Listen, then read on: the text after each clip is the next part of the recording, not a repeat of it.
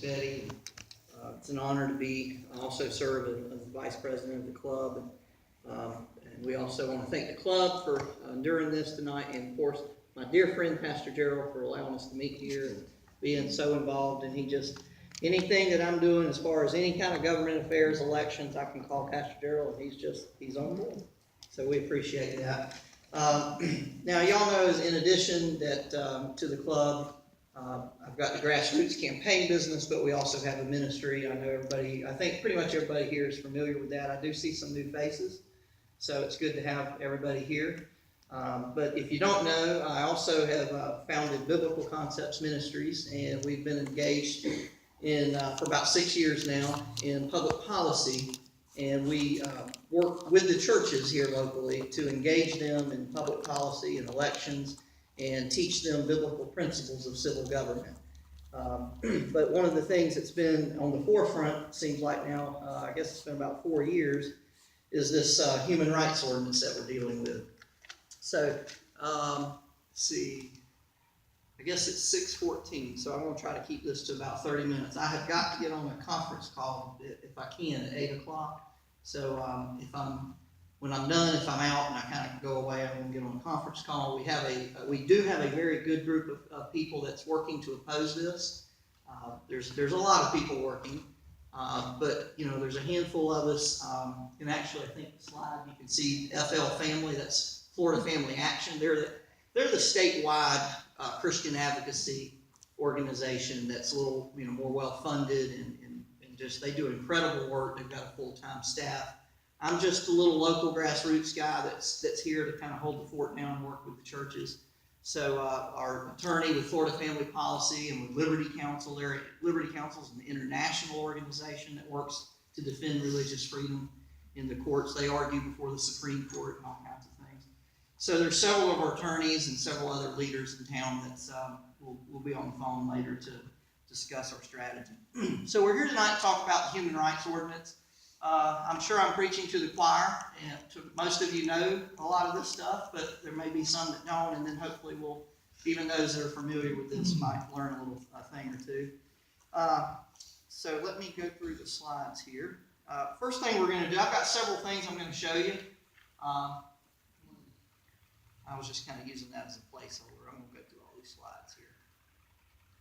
I think the first thing we're going to do is go through and show you what a human rights ordinance is. And in fact, this PowerPoint can be found on flfamily.org. That's Florida Family Action. This is the slides you're going to see. You're seeing something called if you want to try to pronounce that, SOGI is how we refer to this. And but this is the same thing as the HRO. This was the PowerPoint was for the statewide laws, what they call the SOGI. And they've tried to pass this for 4 or 5 years now in the Florida House. We're blessed enough that our state representatives and state senate is conservative enough that this has never really come out of committee. It's just never really seen the light of day in Tallahassee. But they are gaining ground over in Tallahassee. Make sure you can see that. Hopefully you can see the screen and read along. But so what is a SOGI law? This creates special civil rights for LGBT, most of you know that's gay, lesbian, gay, bisexual, transgender citizens. It creates new protected class for sexual orientation and gender identity expression. So this is a new legal battleground in religious liberty. And what this comes down to is the right to worship versus the right to free exercise of religion. And after I show you this, we'll get into the actual bill too and look over that, but go over a few slides here. So what's creating the problems? The non-discrimination laws, sometimes called a human rights ordinance, which have developed the name of SOGI, which that stands for Sexual Orientation Gender Identity Laws. Locally, we're calling it, in other places, the Human Rights Ordinance. Thanks to my dear friend, Dr. Youngblood, he calls it, the HRO, a Human Reprobate Ordinance. Or I call it an HSO, a Homosexual Superiority Ordinance. So however you want to look at that, what this actually does is takes whether you're on the national, state, here we're dealing with the local level in Duval County, which is the city of Jacksonville. We would update our city's discrimination clause. Okay, there's all government municipalities have a certain discrimination clause, which you're all familiar with, probably. Age, race, religion, this kind of stuff. And it would add 6 words, 6 very dangerous words: sexual orientation, gender identity, or gender expression. Now, slow down. Gender identity and gender expression. Can we even define gender expression? First of all, what gender identity? Well, if you have an identity problem, then you're probably dealing with some emotional or mental issues. And hey, listen, we want to help these people. Like Ms. Betty said, we love everybody. And if you have a mental issue, emotional issue, or whatever, and I'll go back and tell you the history about how we got to not calling this homosexuality what it really is, but we'll talk about that in a minute. So it takes those words and adds it to the city's discrimination clause, and what it does is it puts it in the area of public accommodation, employment, and housing. So it affects anything like, employment. We're going to talk about that in a minute. And then, of course, housing, rental properties and such. And then a public accommodation. Well, all churches, they open their door. Anybody, if we can go there publicly and freely and walk anywhere, that's a public accommodation. So we'll get into details. SOGI laws create mainly two categories of major problems: conflicts between religious liberty and sexual liberty. Notice I said sexual liberty. I know it's kind of a tough topic, so I hope nobody gets red face, but I'll try not to. So in business and ownership of private property. So again, as I said, public accommodation and employment decisions. The confusion here is regarding gender-separated facilities, the privacy and safety and security of women in the use of showers, locker rooms, bathrooms located in public facilities. So 3 areas of the SOGI law or HRO, like I kind of got ahead of myself: public places, employment decisions, and privacy issues with restrooms. So the tension in rights: core express First Amendment constitutional rights versus newfound sexual liberty or erotic liberty. I thought all that was whatever you do, what you do in the privacy of your own home, right? There can be a conflict between religious liberty and sexual liberty. Notice this. This is a quote you'll see on the screen. I can't even pronounce the name. Anybody want to try that? Shy? I'm not going to try that. This is the Commissioner of Equal Employment Opportunity Commission. Said this: there can be a conflict between religious liberty and sexual liberty, but in almost all cases, the sexual liberty should win. Now, this is coming from a federal, more under the Obama administration, praise God. I guess it's a new day in America. But so, is this who we want running things? That, sorry, Pastor, your liberty don't matter. Sexual liberty trumps our religious liberty. This is very dangerous. So the SSM and SOGIs place these groups at greater at risk. Excuse me. So here's just a few things we'll go over. Religious schools. So this affects the religious schools, church employees who decide to become transgender, businesses providing goods and services to weddings, church meetings, public schools, church catering, Boy Scouts of America, faith-based child care agencies, groups accepting government grants and funding, public-private charity work. You can see the whole list: human trafficking, and just all these lists of different charities. Christian counselors and anti-reparative therapy laws. And you see the notes there.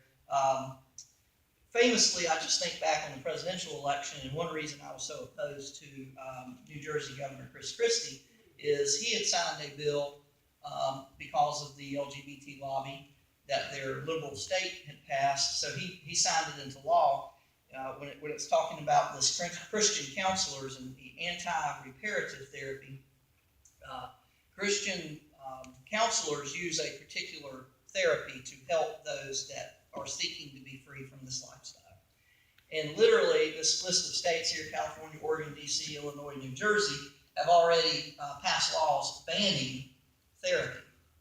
And what this did, the kind of the big fuss of this, was that a parent in the state of New Jersey or any of these states could no longer legally take their minor child suffering with the issue of same-sex attraction that wanted help, could no longer legally get help because it's dangerous to try to turn them away. This is the propaganda from the LGBT community. This is how much power they've gained. Let me give you some major key examples here of national examples that those of you that follow the news have probably heard about these over the last several years. I mean, obviously for the last 8 years, this thing has just went into complete, since the 90s, the homosexual movement has really gained ground, but in the 8 years of Obama era, it was just supersonic speed in all that's happened. And even more so, almost seemed the final nail in the coffin was when in 2015, the Supreme Court ruled that same-sex marriage was marriage. So here's a few examples. In New Jersey, this is what happens when you pass these laws. New Jersey, the state officials attempted to revoke the tax-exempt status of a worship pavilion owned by the Ocean Grove Camp Meeting Association of the United Methodist Church after they declined a request to hold a same-sex civil union under their ceremony. This place was founded way in the 1800s or something. And, it's grown as a big, nice community there. So that's what happened when their state passed a law. It affected the church. And as soon as a same-sex couple came to get married, they said, well, we can't do that. Well, this is how it affects. Examples are everywhere. New York City, the school board denying equal access to public property has been trying for nearly 2 decades to block churches from meeting worship services in public schools. You're seeing a lot of that in Northeast Florida. I see all kinds of little pop-up churches that are meeting in public schools and shopping centers and things to get started. This is one of your famous ones. I met Miss, I have a hard time pronouncing her name, Bonnell Stutzman, about this time last year. She came for a city council meeting and spoke and came to our press conference with a group of pastors.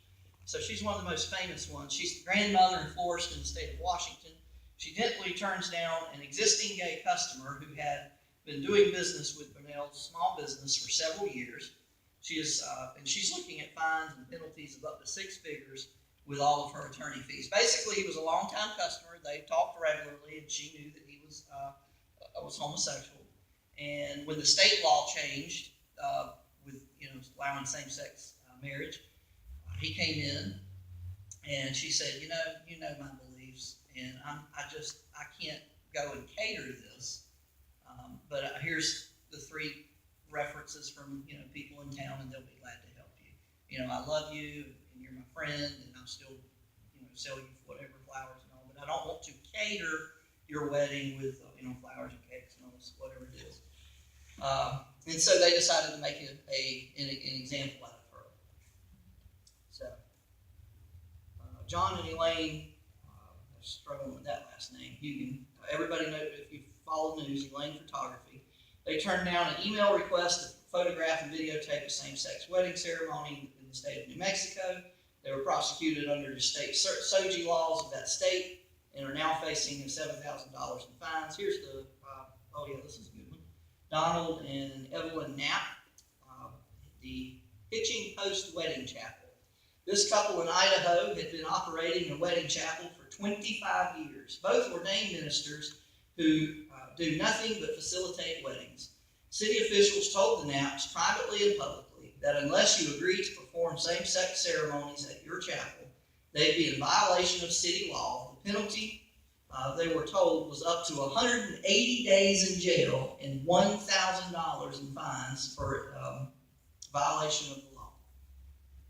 Now, don't forget, let me remind us that when was it 2015, we had the very historic case of the very first American Christian citizen jailed for their faith. Does anybody try to take a guess of who that was? The Christian lady, she was a Pentecostal, old-time holiness. She was from the Oneness Church, the United Pentecostal Church. Very strict group of people, but good lady. Her mother had been the clerk of the court anyway, so she was the clerk of the court in that county. And so when the Supreme Court did what they did, she was basically one of the only people that refused. Out of all thousands of counties, we only found one that would say absolutely not. Now, thankfully, we give credit to Ronnie Fussell. He did some good things. And then in all 67 Florida counties, we only had 3 that stood up and said, well, what we'll do is we just won't do weddings anymore. And that was our clerk of court, Ronnie Fussell.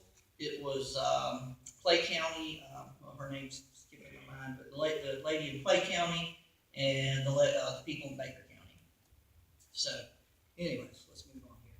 One of my ones that I recognize, y'all may, Aaron and Melissa Klein from Sweet Cakes. Just a few weeks ago for Christmas, Oregon's, well, this is probably a year old, but Oregon's Labor Commissioner wiped out the Klein family bank account, taking nearly $7,000. Faced with a state-mandated 9% interest penalty, the Kleins opted to pay, yeah, I remember this, because they did pay the fine, actually, disputed the amount in full, turning over a $136,927.07 check to the government. Fox, yeah, let's see, December 29th, 2015. That's what these laws do to people, okay? I'll have plenty to say about all that. So what is the greater injustice? Asking one gay identified couple to go and look on the internet or in the phone book for one of dozens or even hundreds of other vendors to provide the same services, asking one American to violate their conscience and do something they feel would be immoral, dishonor their God, or violate their conscience. Think for a second time. I'm going to skip over some of these. So their ultimate goal is to remove dissent anywhere in society and to silence those who have a different view of human sexuality. If you can see the little slide there, this is kind of the pattern in their goal here. They start with culture, and that with this HRO laws, they've moved in with the businesses and the Christian ministries, and the churches are next. The next, what some folks don't realize in other countries, particularly 2 places, Canada and in European countries, pastors are being jailed regularly for just preaching the Bible. The Bible is hate speech, and you can't say that homosexuality is a sin. And they often send spies. I can tell you, my dear friend, Pastor Terry Gore over at Franklin Street Baptist Church, somebody heard about him. He just called me the other day. And it's been some time since the Supreme Court ruling. An attorney visited his church and came in and told him, well, complained about what he was saying after the service, and he told him like it was. And so the attorney says, well, the IRS is going to hear about you. And he said, well, you just send them on. So, praise the Lord. So this stuff is happening. And I'm telling you, in Canada, they're really cracking down a lot. So that's the general information there about the SOGI. I want to show you a few other things here. So I've got to be very brief on this, but I want to go back and take you way back. There is an actual homosexual agenda. There is a national movement that's started back all the way back. You're going to see here in the 1972 and in 1993 there was a national gay convention, and they set out a platform. This is almost like a party convention, and you can see the fruit of their labor is just unreal in what's going on today. So I'll just quickly read over this. I guess this is okay. I know you know about this document, and that you don't mind if I read that. And this is pretty tough, but I want to show you. I've read this before to the club, so let's give you a reminder. This is called the Homosexual Manifesto.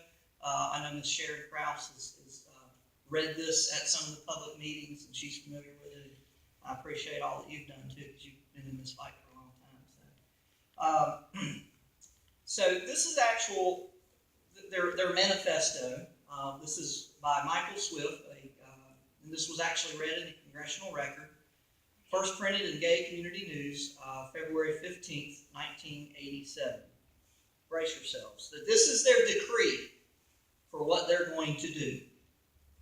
We shall sodomize your sons, emblems of your feeble masculinity, of your shallow dreams and vulgar lies. We shall seduce them in your schools, in your dormitories, in your gymnasiums, in your bathrooms, open bathroom law, in your Army bunkhouses, in your truck stops, in your all-male clubs, in your houses of Congress, wherever men are with men together, your sons shall become our minions and do our bidding. They will recast in our image. They will come to crave and adore us. This goes on and on, so I don't want to read too much, but I think that's enough to show you. That's just a part of their decree. I have some of these copied out front.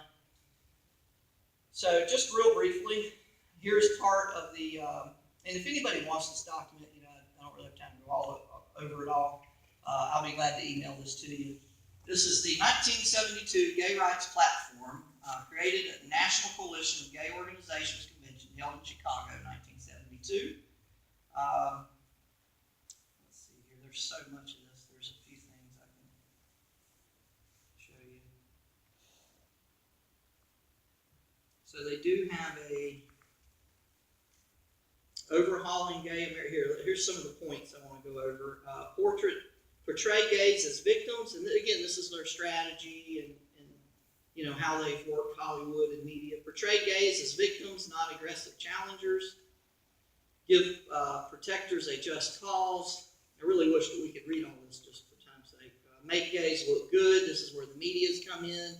I'm 36. When I was a little kid, I think they had, maybe in the 80s sometimes, they might have barely had a gay person on a TV show. Of course, in the 90s, in the Clinton era, they met again and things got really going again. And so you begin to see that on TV. It's complete mind control. Now, almost every single show has homosexuals and lesbians, and it's okay, and it's wonderful, and it's laughed at. And you see the generation. I mean, kids my age and younger just is totally okay. Make the victimizers look bad. We're just mean bigots. Let's see. You see number 7. See, getting on the air, or you can get there from here. I don't have time to go over it all. Read some of their peekaboo advertising, talking about how we get into the advertising. And here's a whole list of the sexual orientations. I was going to explain to you how this all came about. The very first thing that the homosexual movement had to do in order to be legitimate and gain any legal ground in any public campaign for propaganda to begin to get people used to this idea. As many of you, or most everybody here is really older than I am, so you know more so that, this wasn't accepted back then in the day. Well, if you can Google it, and you'll find that what happened was they started an aggressive campaign in the late 70s, to get the American Psychiatric Association